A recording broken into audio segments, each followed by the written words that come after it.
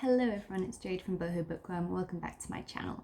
Today I'm reading you chapter 1 of my new book, which is a romance. I've already read the prologue out loud, so I'll leave that video in the description box down below because you need to listen to that bit before you get into chapter 1. Chapter 1. I'm well aware the next morning that despite our luscious middle of the night rendezvous, we need a bit of time apart from each other. He may be my bubble during this world pandemic, but it seems close to bursting. He parks his truck in the high street and we kiss goodbye. I wait for him to say he loves me, but it doesn't come. I sling my backpack over my shoulder, and as I walk down the wet, narrow alleyway to the front door of my flat, my eyes well up with tears. Stomping up the stairs, I try calming myself down. My flat is icy despite having kept the heaters on all night. The high ceilings do nothing to keep in the heat. I throw my bag onto my lumpy bed. Alone again. How it should be, I suppose. I sigh, dragging myself into the kitchen to flick on the kettle. I feel a desperate pang of longing for a cat, someone to greet me home, someone to love and miss me, be happy to see me, but it's just me, myself, and I. After brewing some coffee, I log onto Facebook. I scroll through my notifications. There's quite a few. I'd reached out to a local group asking if anyone had any old Christmas decorations that they weren't using, and I've received a couple of responses. I almost thought I'd get some snarky comments about how unsafe it is right now to be meeting up with strangers for something as silly as Christmas decorations. But everyone seems to be pretty nice from what I can see. One lady has said that she's going to the bank right across the road from my flat later this morning and she can drop off a knee-high fibre optic Christmas tree for me if I want it. I type a rapid response, yes please. Another lady has said that she can meet me out on the high street in an hour. She has 2 black bags filled with old goodies she doesn't use anymore. Fabulous. I'll take matters into my own hands. I'll have a day of Christmas carols and decorate my flat. Give it some Christmas cheer. The fibre optic Christmas tree is adorable. My very first Christmas tree. I mean, I've had some before with ex-boyfriends, but never one of my own. I smile as I plug it in and watch the tips of the branches change from silvery yellow to burnt orange. It gives me a little boost. I feel independent, strong. I'm doing Christmas alone for the first time, and I'm making it work. No, it's not ideal, but it's the direction life has taken me, and I just need to keep moving forward. I position the tree right by my window, next to my drooping sunflowers. God knows how they're still alive in the middle of winter. Although the second they bloom, they just wilt, so really they don't add much ambiance to the place. My phone buzzes and I bound down the stairs to meet the other lady. She's masked up, peering into a jewellery store and clutching onto 2 big bulging bags. Caroline? I asked tentatively, feeling guilty for not having worn my mask to meet her. My breath is a misty cloud in front of me, and it makes me feel like I should take a step away from her. These are such weird times that we live in. She places the bags on the floor and I thank her profusely. We chat a while, her voice muffled under her florally mask. She asks about where I'm from and what brings me here. It's an odd place to end up, and to be honest, before I got offered the job at the pub, I'd never even heard of it before. It definitely wasn't on my list of places to live, that's for sure. But it's home now. Okay, well have a great Christmas, she says, and I beam at her with gratitude. You too. Thanks again. I really appreciate it. I scoop up the bags, surprised at how weighty they are. The moment I'm back inside, I dig through them and my heart swells. They are filled with the cutest handmade Christmas teddy bears, snowmen and little Santas. There's a big penguin ornament and a big Merry Christmas banner I can string up along my wall. There's hundreds of jingly bells, baubles and tinsel. For an hour while I rummage through the bags and decorate the flat, I almost forget everything else going on around me. But when it's done, my little Christmas tree twinkling away and tinsel dangling from my mantelpiece, the loneliness takes hold again. I don't quite know what to do with myself. I have Netflix on my laptop, but I'm just not in the mood to watch The Haunting of Bly Manor right now. I have Sims 4, but the idea of playing a computerized, much more successful version of myself just sounds depressing. I could climb back into bed with a hot water bottle and read a few chapters of A Game of Thrones, or I could play Scrabble on my phone, but I'm just not feeling any of it right now. This isn't how the Christmas season should feel. I check my phone. No messages from Martin. Arsehole, I mutter under my breath, and I hate myself for it. Does he deserve that? I don't know. I'm just so annoyed, so deflated. I'm tired of how cold and distant he is with me lately. I open up my 2020 journal and scribble away furiously across the page. I don't really know if writing things out helps much. It's supposed to be a way of processing and reflecting, I think. For me, it just gives me something to do. I don't have a shift at the pub for a few days, so it's literally just me for a while. Yay. When I'm done, I force myself to the co-op.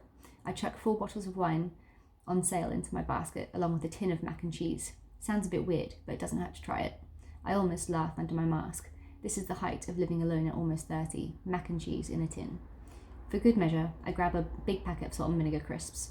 I am the epitome of health. I still feel tender from having sex with Martin, yet already it feels so long since we've seen, spoken, or touched each other. Honestly, the last thing I'd expected was for us to have sex last night after that chat. I never really know what to expect from him. The last while, I've truly felt like he doesn't even find me attractive. I don't think I'm bad at sex, so it can't be that. There's still no messages from him when I'm back. I slot my bottles of wine into my fridge and try to remind myself that it's only been, 4 hours? He's working. He's busy. He has a life. It's just that he says he wants us to be fixed, but I just don't feel that, Griff, I say to my best friend on the phone. I've already poured myself a glass of wine. It sounds like he's the type of person that just waits for things to resolve themselves, Griff replies. I don't feel anything from him anymore. As I say this, my heart breaks for myself. Why are you staying around then? There doesn't seem much point. He's right. I know he is, and to be honest, I don't know why I stick around. I don't even know why I still love him when he is the way that he is, but a part of me does still love him. It's not that I'm scared to be alone. I did that perfectly fine for 7 months when I first got to this country. I actually loved my time alone. It was the first time I'd really taken time just for me. I got to know myself and enjoy my own company. But yes, I do want to be in a relationship now. I feel so ready for that life I've always envisioned. You know, the other night he told me he doesn't feel like I even love him. I scoff. What? Laurie, I know you. You love with your whole heart. That's ridiculous. Yeah, I know. I shake my head. I do love him. When he said that to me, it absolutely baffled me. Do you think he maybe suffers from seasonal depression? The thought's never occurred to me before. I mull it over in my head. It would make sense. I picture the goofy cyclist who came dripping with mud into the pub for a pint, that massive smile I love plastered across his face. He seemed so happy, so wonderful, so besotted with me. Maybe, I sigh. I don't want to admit that a few weeks ago, while I was scrolling through his pictures on Facebook, trying to find one of his dog to print onto a pair of custom socks as a Christmas gift, I'd seen pictures of all his previous Christmases. He always seemed to have a different girlfriend around Christmas, and in all the photos, they always looked so happy. It's hard not to compare us to that. All I want is for us to be happy and enjoy our first Christmas together. But it seems like it might be our only Christmas together, if we even get there, I say. I sip my wine, knowing the direction this day is headed. By early evening, I'll be drunk and annoying the neighbours with solo karaoke sessions, even though I'm pretty much tone deaf. I mean, evidently he doesn't even find me attractive, I pout. That's insane, Laurie. You're hot as fuck, Griff says, and I have to smile. Griff is an odd one, and I love him for it. He's married, but lately he's been exploring his sexuality. He's discovered that he is, in fact, bisexual. He has a very strange relationship with his wife, who is drop-dead gorgeous. I'm not sure if he'd call it an open relationship, but she knows that he's attracted to men too. Griff often sends me screenshots of the men he talks to online, and my word, the photos are graphic. My experience with online dating was nowhere near as explicit. I swear, if people got hold of my phone, they'd think I was some sort of sex addict with the amount of penis pictures Griff sends me. I mean, they are impressive. I've seen more penises of the men he flirts with than I have my own boyfriend's penis, probably ever. I could probably count how many times Martin and I have had sex in the last 3 months if I try. Maybe he's asexual, Griff suggests. What's that? It's when someone doesn't find anyone sexually attractive. They don't need or want to have sex. Sounds about right, I snort. But then when we do have sex, it's great. I never understand why we don't do it more often. Have you asked him about it? Once. He said he's just really tired all the time. I roll my eyes. The truth is, I've often wondered if maybe he still has feelings for an ex, or even thought that maybe there's someone else he's interested in. But not even that makes sense. A while ago, he framed a bunch of photos of us and put them right above his bed. It had made me feel so special. He would never bring another girl into his room with all those photos above his bed. Nothing makes sense, Griff. I wish you were closer. I miss you. I'm close to tears. All of my friends are overseas. There's only so much a phone call can do.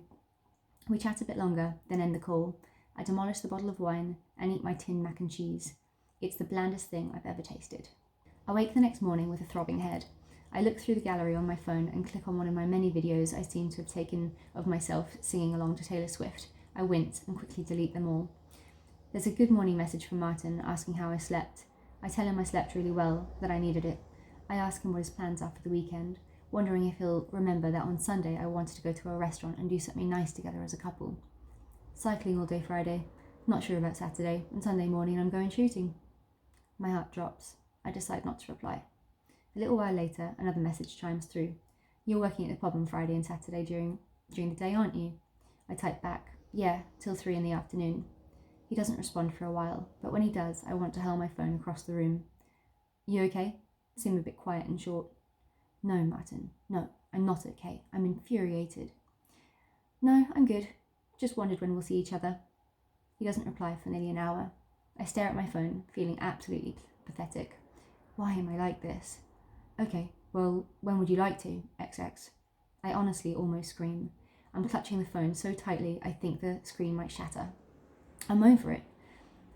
I'm at the end of my tether. I punch back a reply angrily. Whenever you're free, I guess, if you want to. Before I send it, I add a kiss at the end so it doesn't sound quite so angry. Then I slam my phone down and go to run a bath. Fuck it. I'm going to wash my hair, put on some makeup, go for a walk up the woods and do something with my day. To be continued.